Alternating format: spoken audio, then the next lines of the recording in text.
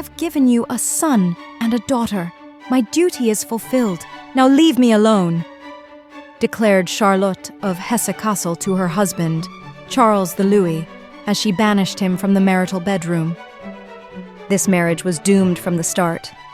The young princess was forcibly married to a man she did not love, and worse, one with a difficult character. The Elector of the Palatinate was not only jealous, but also a ruthless tyrant. In her new home, Charlotte felt like a prisoner locked in a gilded cage. But how did her family conflict echo into a war that shook all of Europe? Let's find out. Charlotte was born on November 20th, 1627, into the House of Hesse-Kassel. Her mother, Amalia Elizabeth, was known for her resilience, excellent education, and robust health. She bore 14 children, though only 4 survived to adulthood. Charlotte's fate was predetermined. She was to be married for political reasons. At the age of 23, she became the wife of Charles of Louis, Elector of the Palatinate. Officially, he was close to her in age, just 10 years older. But in reality, he was a conservative man who did not compromise. Love was out of the question. Just 9 months after their wedding, Charlotte gave birth to a son, and a year later, a daughter. But their family idyll did not last long. Soon the couple grew to despise each other. Charles the Louis did not tolerate defiance, while Charlotte refused to submit. Their quarrels were so fierce that all of Europe knew about them. One evening, during a banquet, an enraged Charlotte hurled a plate at her husband. In response, Charles struck her in the face. This marked the beginning of an open war between them. Charlotte's refusal to fulfill her marital duties led the Elector to seek solace in the arms of a young lady-in-waiting, Marie-Louise von Degenfeld. He intended for this to be a temporary fling, but unexpectedly found himself entirely captivated by her. Marie-Louise was not only beautiful, but also possessed a gentle nature, which sharply contrasted with the stubborn and fiery Charlotte. Their affair began in secrecy, but soon became known to the entire court. If Charles of Louis thought this would remain a simple dalliance, he was gravely mistaken. Charlotte learned of the betrayal and had no intention of yielding. When Charlotte discovered her rival, she was consumed by fury.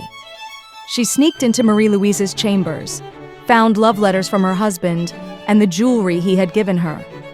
Enraged, she stormed into the corridor, scattering the jewels in front of the courtiers while exclaiming, "Look! All this is the reward of a harlot!" Witnesses claimed that on that night she nearly smashed her husband's crown when she hurled a heavy candlestick at him. Charles and Louis was forced to declare that his marriage with Charlotte was effectively over. However, divorce was not an option. Charlotte adamantly refused to grant one. As a result, the Elector entered into a morganatic marriage with Marie-Louise and fathered 13 children with her. Charlotte continued to live in Heidelberg Castle, hoping for reconciliation. Her behavior grew more scandalous. She would barge into her husband's quarters unexpectedly, create public spectacles, destroy possessions, and even threaten his new wife. Eventually, in 1663, she was forced to leave the court and return to her native Kassel. In 1677, Marie-Louise died during her 14th pregnancy. Grieving his beloved, Charles the Louis decided to make another attempt to officially divorce Charlotte so he could remarry and produce a legitimate heir. However, despite her resentment, Charlotte refused once again. This was the final straw for the Elector.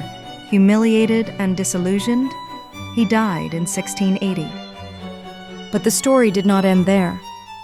Their son, Charles II, inherited the title, but his marriage was childless. After his death in 1685, a power vacuum emerged, which King Louis XIV of France seized upon. His daughter-in-law, Charlotte's own daughter, Elizabeth Charlotte of the Palatinate, claimed her father's lands. This led to the War of the Palatine Succession, a bloody conflict that engulfed much of Western Europe. Charlotte died in 1686, never witnessing how her personal feud escalated into an international crisis. What had once been a private tragedy became a political catastrophe that affected thousands of lives. The War of the Palatine Succession devastated regions, forced mass migrations, and delivered a severe blow to the European economy. Historians argue that this conflict exacerbated tensions between France and its neighbors, ultimately leading to further clashes, including the War of the Spanish Succession.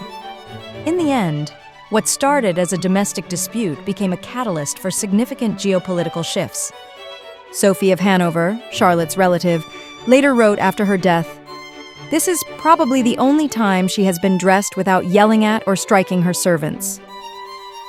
The story of Charlotte of Hesse-Kassel is not just a tale of an unhappy marriage. It is the story of a woman who refused to accept the fate imposed upon her.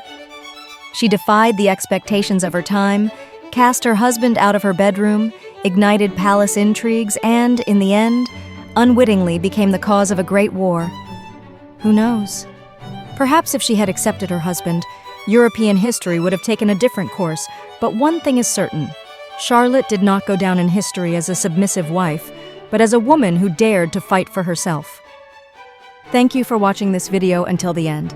If you enjoyed this story, don't forget to like, subscribe to the channel, and leave a comment with your thoughts. See you in the next story.